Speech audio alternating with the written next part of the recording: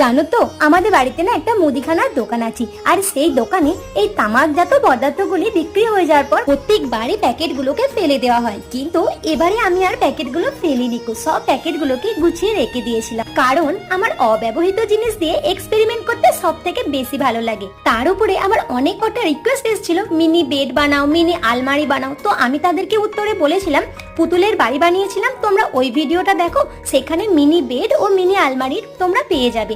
তবে এখন তোমরা আমাকে বলতেই পারো একবার বানিয়েছো তো কি হয়েছে, আরো একবার বানাও। হ্যাঁ, আমি বানাতে অবশ্যই পারতাম, কিন্তু একই জিনিস বারবার বানানোর থেকে যদি নতুনত্ব কিছু বানাই তাহলে তোমাদের দেখতে আরো বেশি ভালো লাগবে। তাই আজকে আমি এই অব্যবহৃত প্যাকেটগুলো দিয়ে বানাতে বসে পড়লাম একটা সুন্দর সোফা।